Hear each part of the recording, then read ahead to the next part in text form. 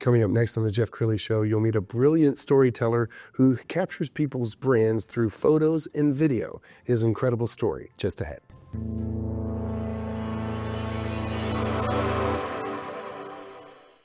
Many are predicting that the worst is yet to come, which is unfortunate, said one person here.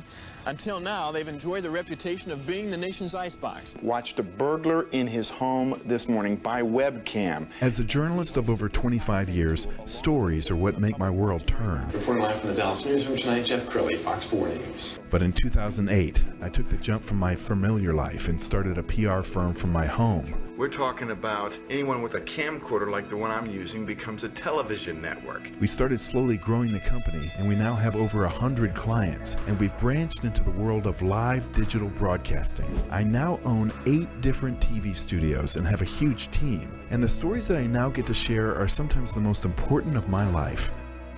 Life has a funny way of coming around full circle. This is the Jeff Crilley Show.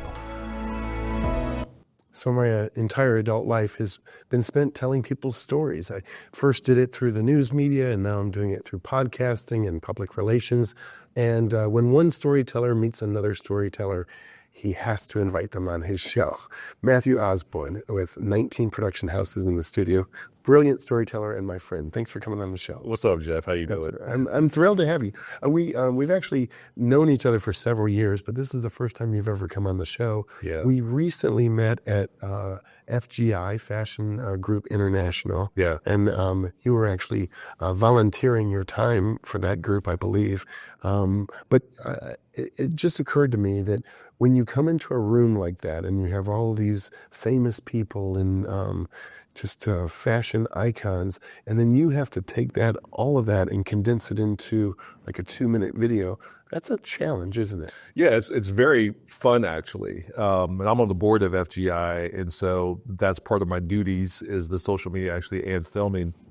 But initially, I don't believe they were going to have somebody film it, and you saw we brought in Tommy Hilfiger and Dee Hilfiger, his wife, and Martin, forget his last name, but these like you said, really people at high levels in their career.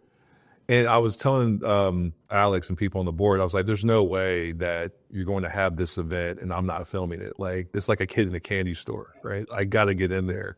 And so, yeah, going in there and capturing the moments and since I've been doing this so long, as I'm looking through the room and any place I go, really, I'm always looking like through a lens. Yes. Where I'm like, oh, okay, that and this, and I'm picturing how it'll be edited together. So I'm almost kind of editing in real time as I'm shooting. Yes. And so I'm actually still working on the edit for that event, but it's just a fascinating process to look at it, think about how it's going to sound, and remember how it felt when I was in there. Right. And trying to recreate that for people who weren't there, so they can kind of experience it. Okay. More with Matthew in a minute. We found a sizzle reel. Now, this is several years old, but it tells you he's just been a genius for a long time. Let's go ahead and roll that.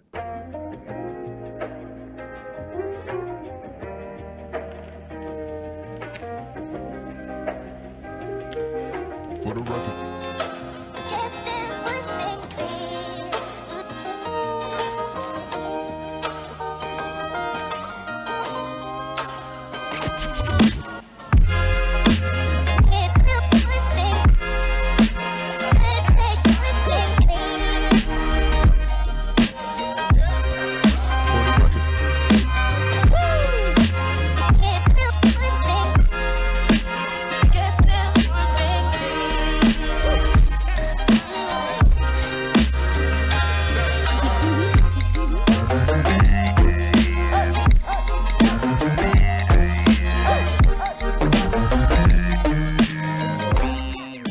My name is Matthew Osborne with 19 Production here in DFW, and I started my journey to 19 Production when I was 19 years old.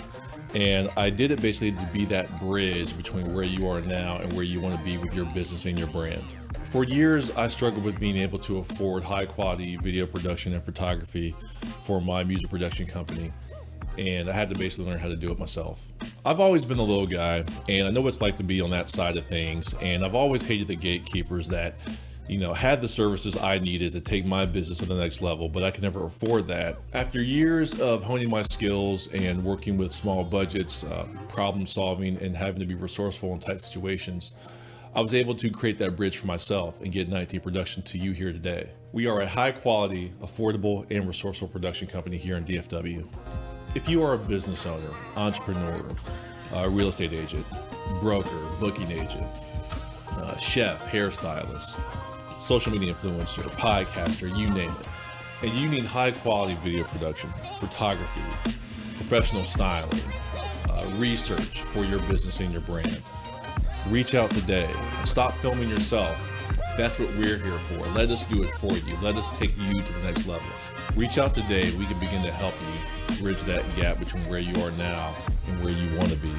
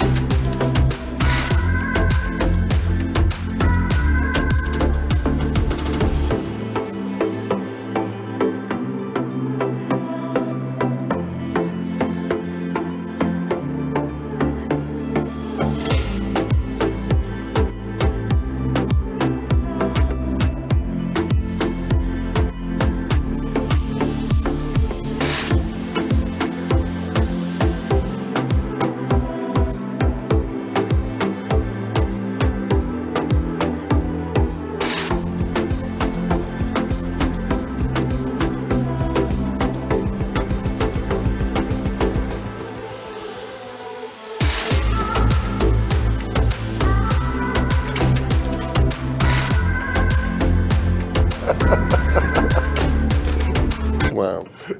First of all, I should call your attention to this was a sizzle reel that he created in 2019. So it's not like Matthew has seen this in a while.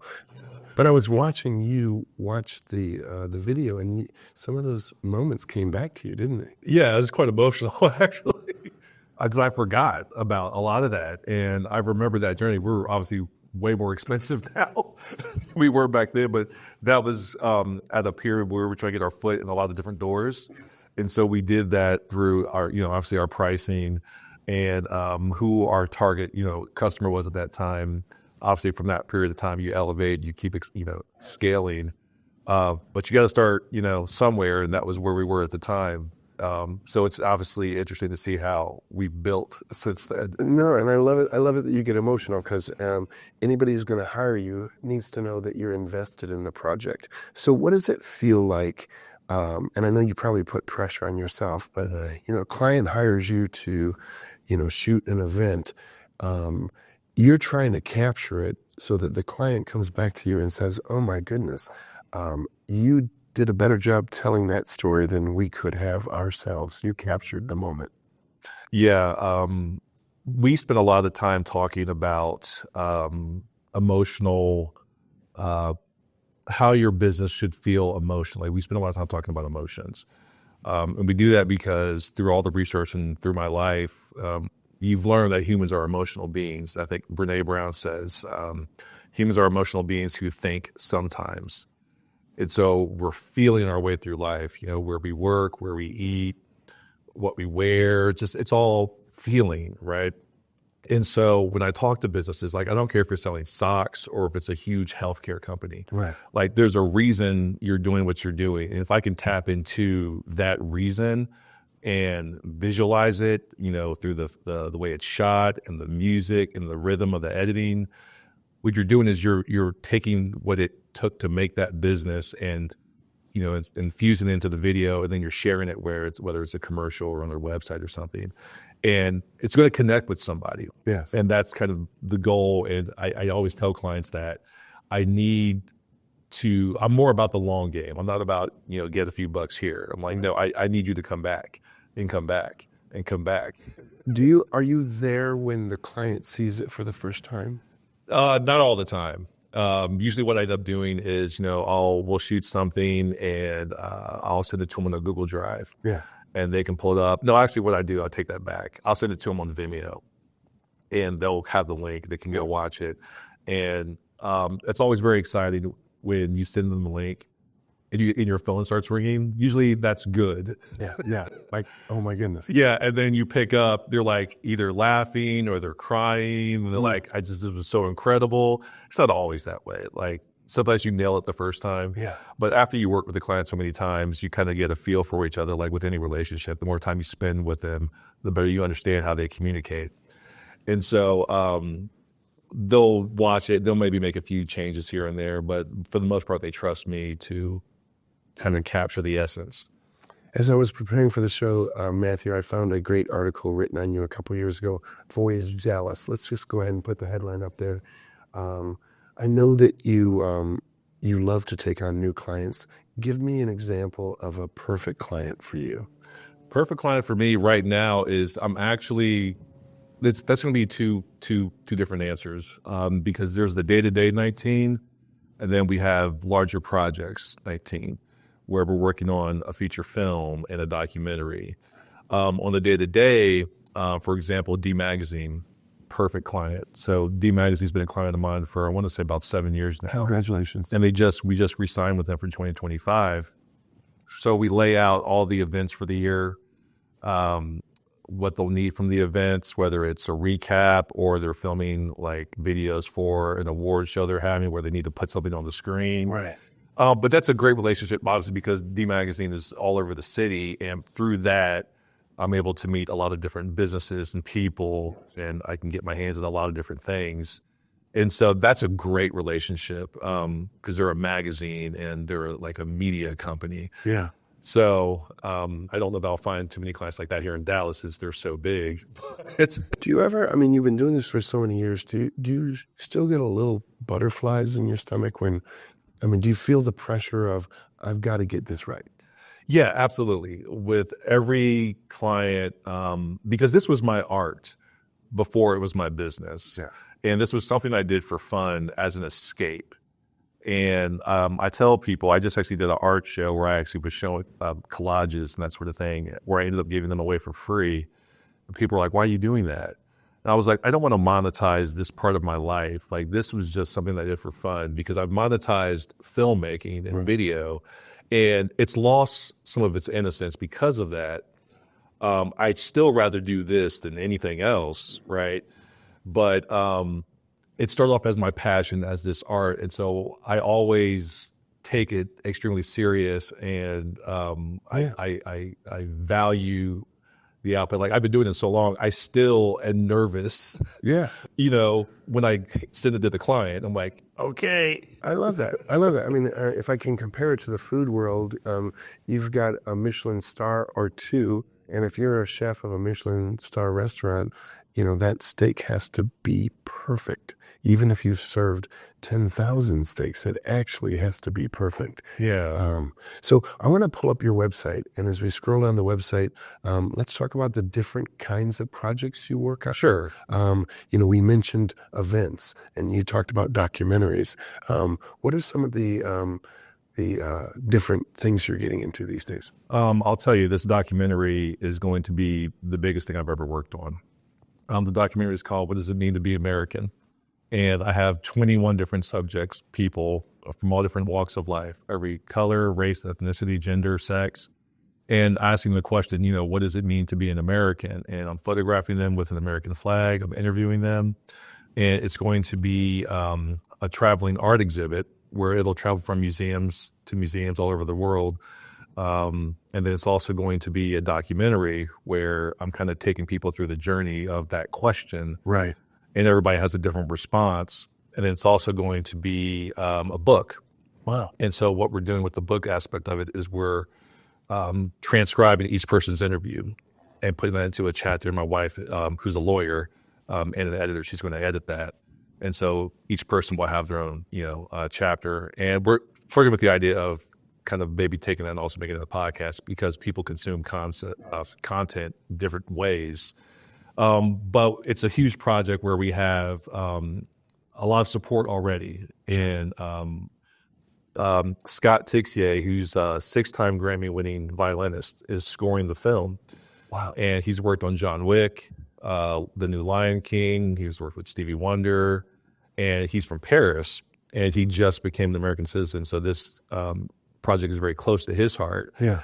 And so he's currently writing the score, which is a funny process because he wants the film finished so he can score it. Right. But me, I need the music to help influence how I edit. Right. It's so me and him are in this kind of weird middle ground where I have to give him a little bit, he gives me a little bit. Cool. We're kind of playing off each other. And think about the pressure that's on you. I mean, it's one thing to create a 5-minute video for a gala so they can show it on the screen. It's another thing to create a hour-long documentary or however long. And that's a lot of, you'll shoot hundreds and hundreds of hours, won't you? Yeah, like I have so many drives at home. Like I have a closet full of drives. And are you able to, I mean, I want to hear how your brain works. Are you able to, start to see, okay, I think I'm going to open this way? Are you starting to put the puzzle pieces together? Yeah, it's nice that you understand that. It's like, okay, you have all these pieces that are just scattered all over the table, right? It's like, okay, and that's why I need the music, because I come from music. Like I said, music production is how I got here.